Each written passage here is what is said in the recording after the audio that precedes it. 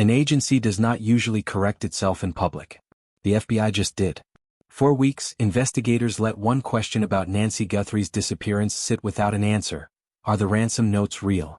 Yesterday, a source inside that agency told Reuters the answer was no. Not some of them. All of them. Every document connected to this case that has ever been called a ransom note, the source said, is fake. Today, the FBI put out an official statement that says almost the opposite. Ask yourself how two claims this far apart can come out of the same building 24 hours apart about the same case. Name sources. Confirmed contacts. On the record. This program does not traffic in speculation dressed up as reporting, and it does not let the distance between an anonymous claim and a documented fact collapse into something smaller than it actually is. Everything in this episode is built on a government statement issued under its own letterhead, a criminal defense attorney speaking on camera under his own name, and a retired FBI profiler who has said the same thing consistently since the earliest days of this investigation. None of it is guesswork. All of it is checkable. Subscribe to Missing People Files before this continues. This channel has covered the Nancy Guthrie case since the week she disappeared, and it will keep covering it until there is an answer. Not a news cycle, not a headline, the actual end of the story. Hit subscribe now. The tip line is pinned below. If you know something, not a theory, not a guess, something specific, use it. Then stay with this episode through the end because the second half explains a legal mechanism that could be the actual way this case gets solved, and a profiler's theory about what this was always about that has nothing to do with money. Nancy Guthrie was a person before she was a case file, and that is where this series always starts. She is 84 years old. She lived in Tucson, Arizona, in a house she had made her own over years of ordinary living. A driveway she pulled into every day, a floodlight over a front door she locked every night, small routines that marked the edges of her life the way routines do for anyone who has lived somewhere long enough to stop noticing them. She raised a daughter who became one of the most recognized journalists in the country. She was, by every account given to investigators, exactly the kind of person neighbors describe as no trouble at all, meaning she asked for nothing, drew no attention, lived quietly in a home in the desert until the last day of January, when something walked up to her front door and her ordinary life ended. People who knew Nancy Guthrie described the same small handful of details, over and over, in the accounts investigators have gathered. She called her daughter regularly, the way mothers do when a daughter's schedule is built around a network television clock instead of a normal one. She kept her house in a particular order, not fussy, just consistent, the kind of consistency that comes from decades of doing things the same way because that way works. She was the person in her family who remembered birthdays without being reminded and who noticed when someone had gone quiet on a phone call. None of that will ever appear in a court filing. All of it is the actual reason this case has held national attention for 5 straight months. Strip away the notes, the Bitcoin wallet, the forensic timeline, and what remains is a woman who spent her life taking care of the people around her, taken from the one place she should have been safest. Her daughter is Savannah Guthrie, co-anchor of NBC's Today Show. That fact matters here in a way it would not matter for almost anyone else, and it is worth slowing down on why. Savannah Guthrie has spent more than 2 decades standing in front of a camera evaluating other people's tragedies for a national audience. She knows the difference between a sourced claim and an unsourced one because identifying that difference has been her actual job, every single morning for her entire adult life. She knows what a credentialed source sounds like versus what an anonymous one sounds like. She has delivered the news of other families' worst days with the composure her profession requires of her. Now she is the family in the story other anchors are reading off a teleprompter. What does it do to a person to watch her own professional instincts? The instinct to ask who confirmed this, who is the source, is this on the record, turn inward on her own mother's disappearance.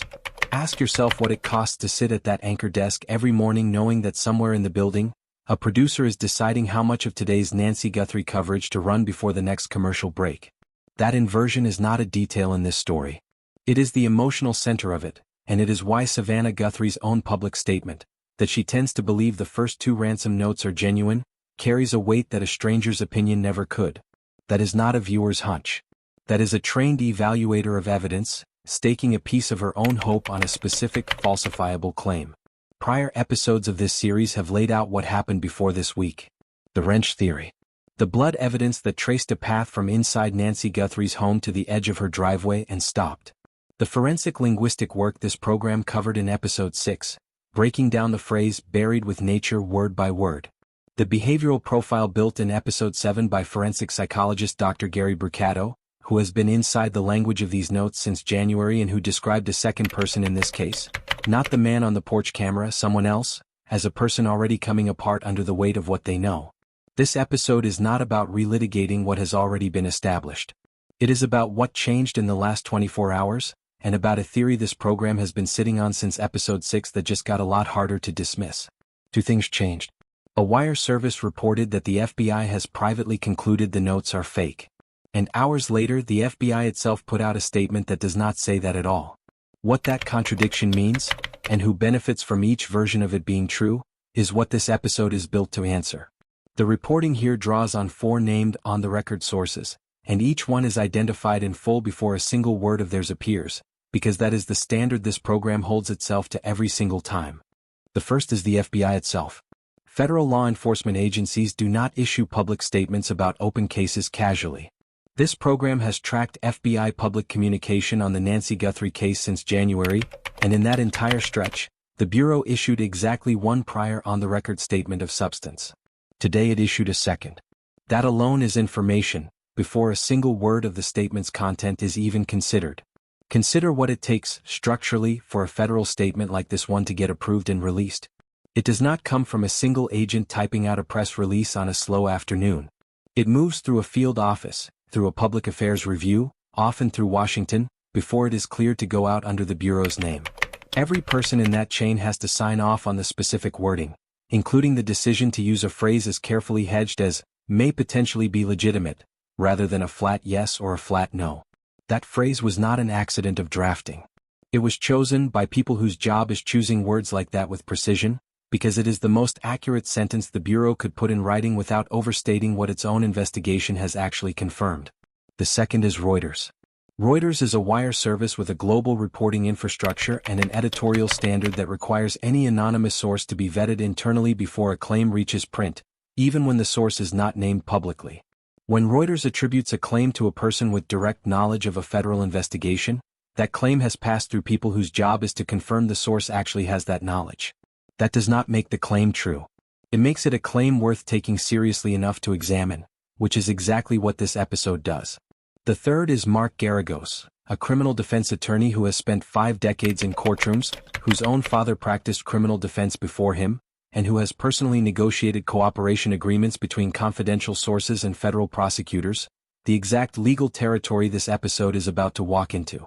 He agreed to explain, on camera, under his own name, exactly how a person connected to a case like this one could come forward, protect themselves legally, and still give investigators what they need. The fourth is James Fitzgerald, a retired FBI profiler whose work on the Unabomber investigation helped identify Theodore Kaczynski through the linguistic analysis of a single published manifesto. Fitzgerald has been asked about the Nancy Guthrie ransom notes since nearly the beginning of this case, and his answer has not moved. He does not believe they are real. He believes the actual explanation for what happened to Nancy Guthrie has almost nothing to do with the money the notes demand, and everything to do with her daughter. Name. Credentialed. On the record. What follows is built on those 4 sources in that order without embellishment. Start with what the FBI actually said because the exact wording matters more than any summary of it could. The FBI and its task force partners have received several ransom notes over the course of this investigation. Some have been deemed to be extortion attempts without legitimacy. Other ransom demands may potentially be legitimate and are still being investigated as such. This case continues to be investigated as a kidnapping for ransom case. The FBI has and will continue to offer all assistance possible in the investigation. However, local authorities remain the lead. Read that statement again and count what it actually confirms. It confirms that more than one document has arrived claiming to be a ransom note. It confirms that investigators have already sorted those documents into 2 categories, some dismissed outright, others still being treated as potentially real. And it confirms, in a single unambiguous sentence, that federal investigators are still treating this as a kidnapping for ransom, not a homicide, not a missing person case with no criminal theory attached. Kidnapping for ransom. That is the specific legal framework the FBI chose to put in writing. Why does that sentence matter enough to include in an official statement at all? Because everyone already assumed it. This program assumed it. The public assumed it. So what does it mean that the Bureau felt it necessary to say the obvious thing out loud in writing today? Consider what that tells you. Something happened in the last 24 hours that made federal investigators believe the obvious thing needed to be restated for the record. That is not a detail law enforcement includes for no reason. Here is where the two sets of notes need to be separated, because collapsing them into one undifferentiated pile of the Ransom notes is exactly the mistake that makes this case harder to follow than it needs to be. The first set is two notes sent directly to a local Tucson television station in the days after Nancy Guthrie disappeared. The first of the two opened with the words, "Hello Savannah, we have your mother Nancy," followed by a ransom demand. The second, which arrived later, stated that Nancy had died and used the phrase this program dissected in episode 6, that she was buried with nature. Those are the two notes Savannah Guthrie has said in her own public comments that she is inclined to believe are genuine. The second set is a separate collection of notes that surfaced through TMZ, notes from a source claiming direct knowledge of who committed this crime, including a claim to possess images on a cell phone.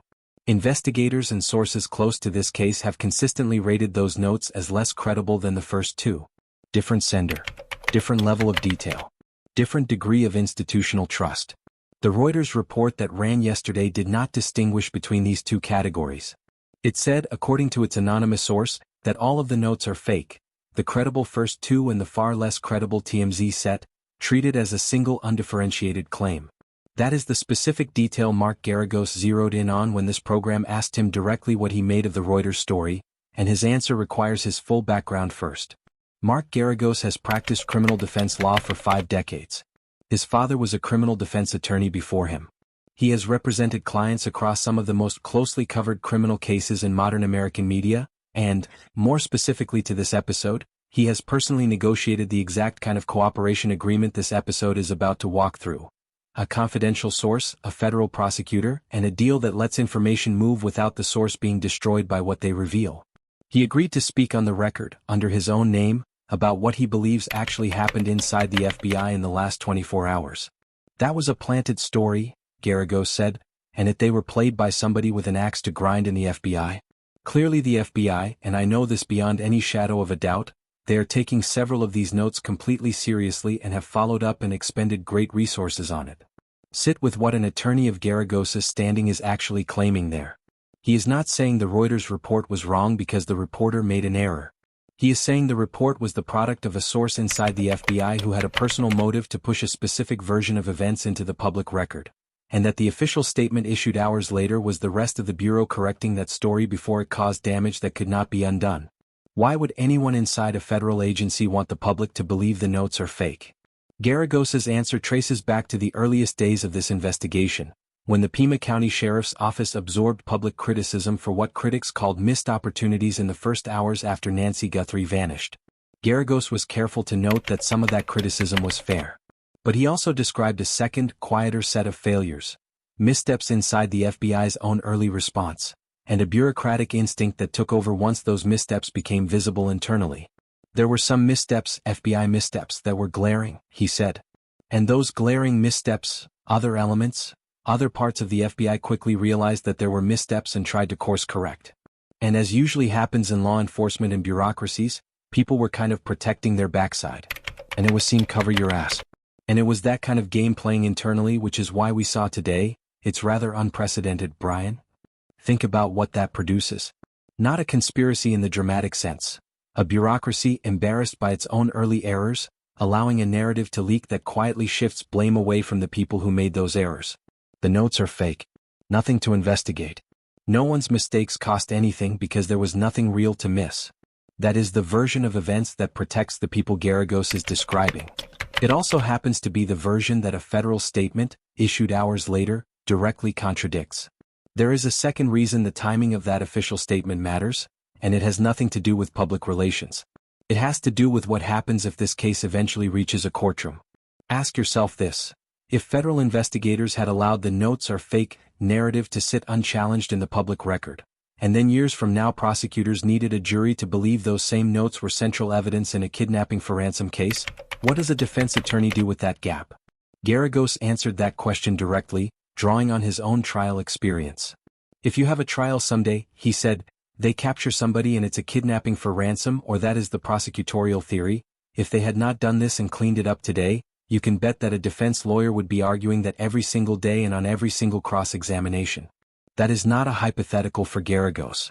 He described using exactly that kind of institutional contradiction, one law enforcement agency's public statements undermining another's evidence, to win an actual case, pulling in documented friction between the LAPD and the LA County Coroner's Office to create reasonable doubt for a client. An uncorrected false narrative sitting in the public record for months is not a public relations problem. It is a gift to a future defense attorney, and Geragos believes someone inside the FBI understood that clearly enough to force today's correction before the damage became permanent. There is a third piece of evidence Geragos raised that has nothing to do with the FBI internally, and it comes from NBC's own reporting. NBC News has continued reporting new details about the ransom notes as recently as last week, specific claims about what was and was not written in them. Geragos pointed out what that continued reporting implies. A news organization does not run detail-level reporting about evidence connected to the mother of its own on-air anchor without running it past that anchor or her family first. NBC is not going to publish something that blindsides Savannah Guthrie on live television. Which means someone at NBC believes there is still something real enough in those notes to keep reporting carefully around. They're not going to be reporting stuff that is going to compromise her, Geragos said. They, if not getting her permission, they're at least getting her blessing or journalistic kind of eyes on it, because they don't want to go out there with one of their own and be reporting misinformation. Name sources. Confirmed contacts. On the record. 3 separate threats, the internal FBI correction, the courtroom liability argument, and NBC's own continued reporting, all point the same direction, away from the version of this story where the notes are simply fake, and toward a version where at least some of them are still very much alive as evidence. Which brings this episode to the legal mechanism Geragos believes could actually end this case.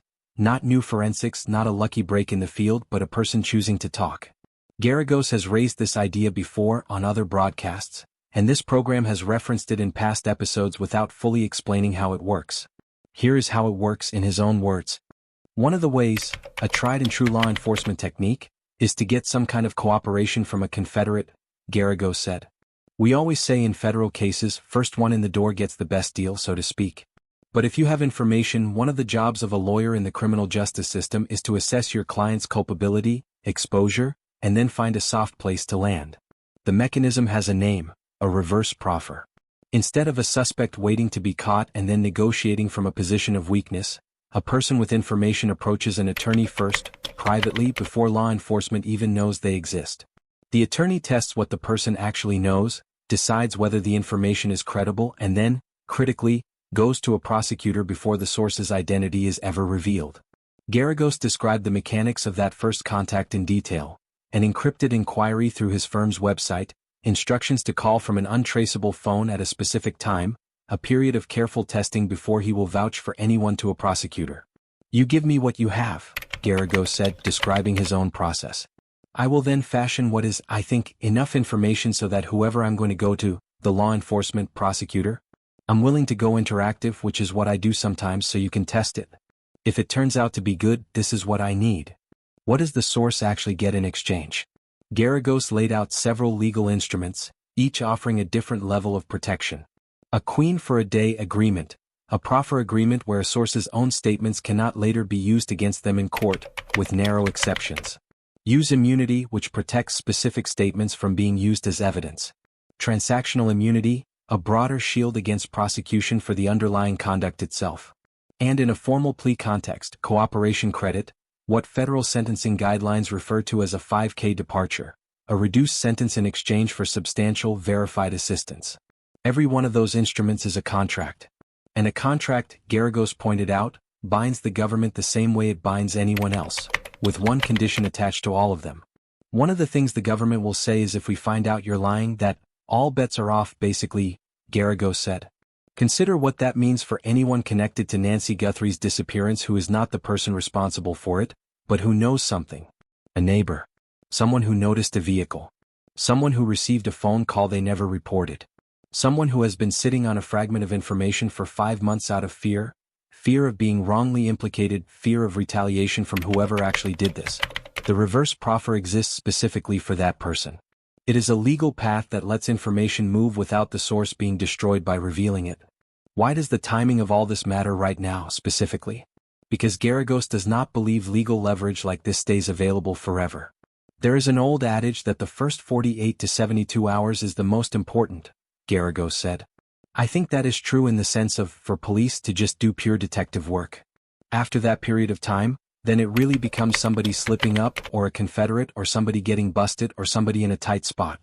It becomes not so much detective work as somebody who is exposed in some way or vulnerable, who then cooperates and uses that information. We're in that zone right now.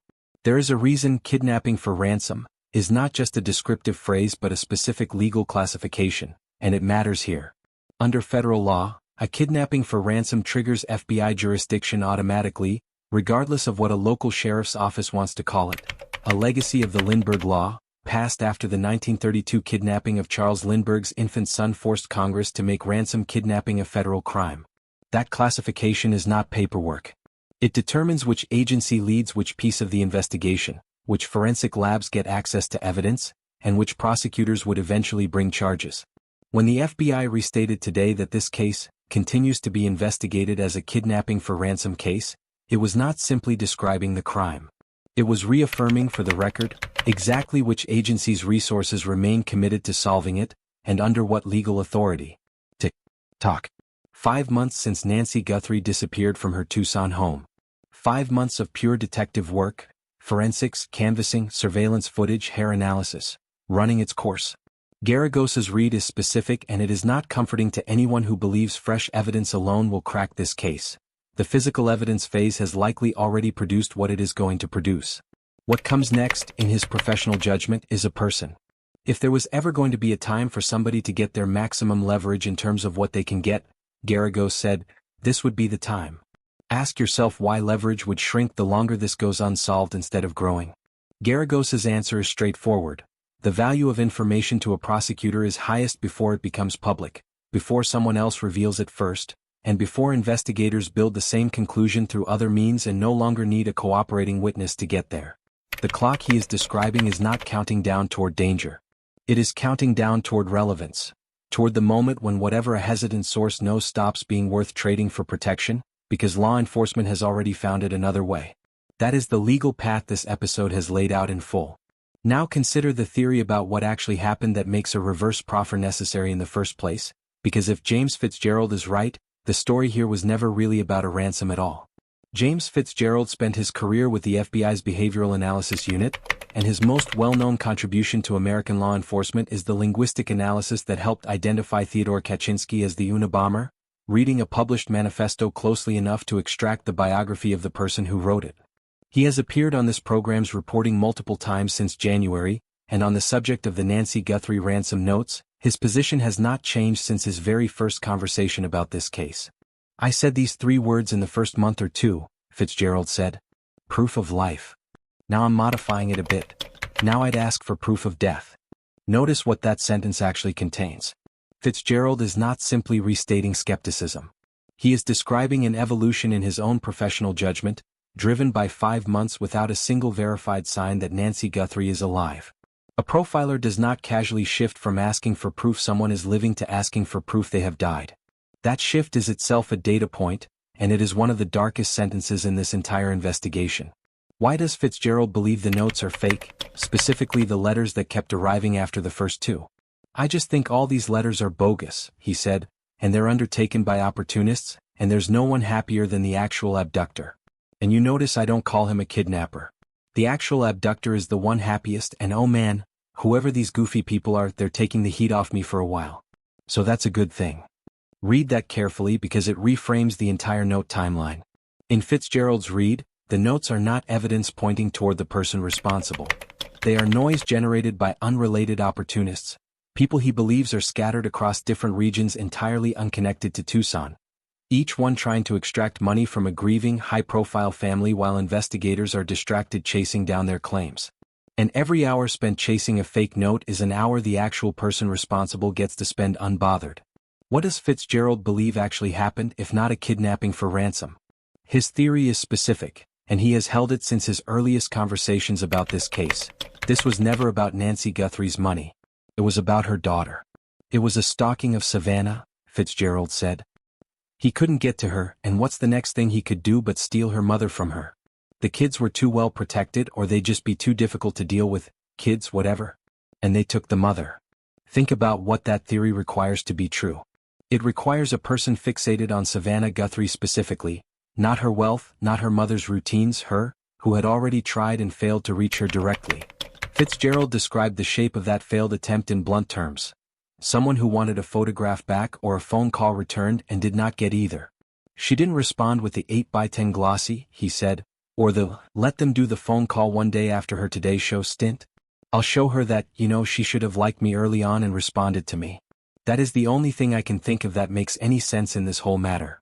Is that theory speculation or is there a track record behind it? Fitzgerald's credibility on this specific question does not come from this case alone. It comes from decades spent studying how rare genuine for-profit kidnappings actually are in the United States, and from direct, personal experience with the cases that get mistaken for them.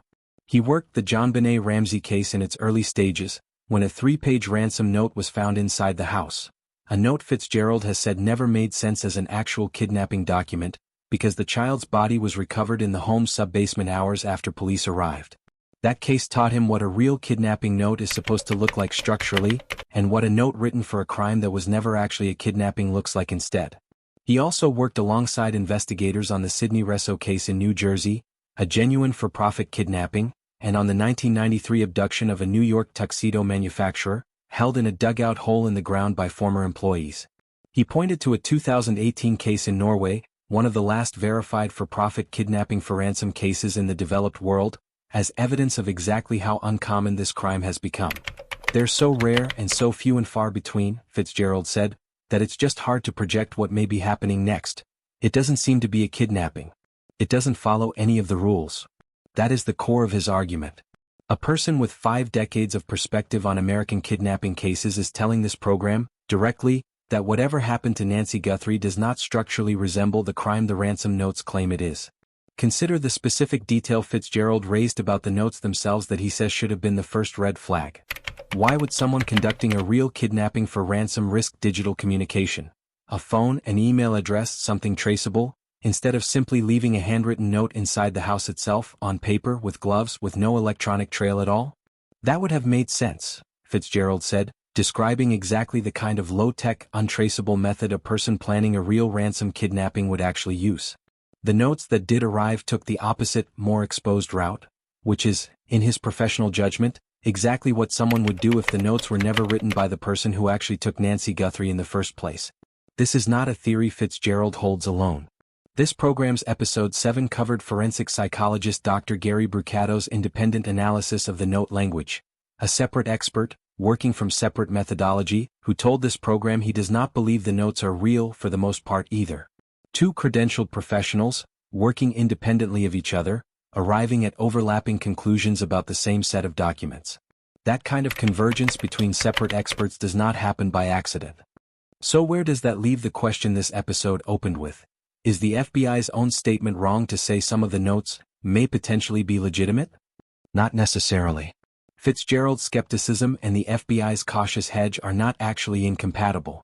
The Bureau is required to investigate every claim that could be real, regardless of what any individual profiler believes privately. Investigating a note as potentially legitimate and personally suspecting it is fake are 2 different professional postures, and a federal agency has to hold the first one until it can rule the second one out completely.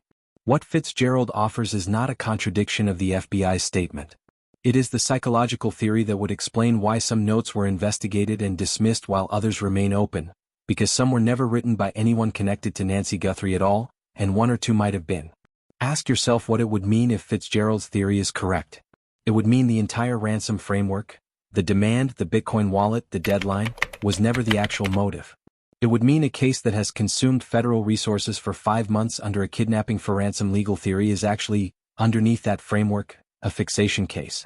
A person obsessed with a public figure, unable to reach her, who found a way to force his way into her life by taking the one person closest to her that he could physically access. That theory does not soften what happened to Nancy Guthrie. It sharpens it. It means she was not incidental to a financial crime. She may have been the only point of access available to someone who wanted something from her daughter and could not get it any other way. It also reframes a detail that has sat, mostly unexamined, in the middle of this case since the beginning: the children. Fitzgerald's theory only holds together if there was a reason the person responsible did not go after Savannah Guthrie's children instead, and he addressed that directly, describing them as too well protected and simply too difficult to deal with. Ask yourself what that implies about the planning behind this. A person acting on pure impulse does not weigh which family member is logistically easier to reach. A person who calculates that one victim is too well guarded and pivots to the next most accessible one is doing something closer to target selection than to a crime of passion. That is a colder, more deliberate kind of fixation than the phrase obsessed fan usually suggests, and it is consistent with the composed, unhurried figure this program described on the porch camera footage in episode 7. Someone who did not panic, who did not rush, who appeared to already know exactly what he had come to do. Where does that leave this investigation right now, 5 months in? With a federal statement that keeps the ransom theory alive as an official matter of record. With a criminal defense attorney who believes the next real break in this case will come from a person choosing to talk, not from a lab result. With a profiler who has believed since the earliest days of this case that the actual motive was never about money at all. And with a family, a daughter doing her job on national television every morning, grandchildren without answers, a house in Tucson that has sat at the center of a federal investigation for 5 months, still waiting. Tick tock. 150-plus days since Nancy Guthrie walked out of her own front door and into a case that a wire service, a federal agency, a defense attorney, and a retired profiler all describe differently, and that not one of them has been able to close. There is one more question worth sitting with before this episode closes. If James Fitzgerald is right, if this was never about a ransom, never about the notes, never about the Bitcoin wallet at all, then somewhere out there is a person who has spent 5 months watching investigators, reporters, and an entire true crime audience chase a financial motive that was never real to begin with. What does that person feel watching the FBI restate today that this is officially a kidnapping for ransom case? Relief that the wrong theory is still holding. Or something closer to the amusement Fitzgerald described? The actual abductor, in his words, the happiest person in this entire story, watching everyone else argue about notes he may have had nothing to do with? Whichever it is, the answer does not come from another note, and it does not come from another statement. It comes from a person choosing to stop staying quiet. Mark Geragos has spent 5 decades waiting for that person to walk through his door in cases just like this one. James Fitzgerald has spent just as long watching the psychology of the people who eventually do.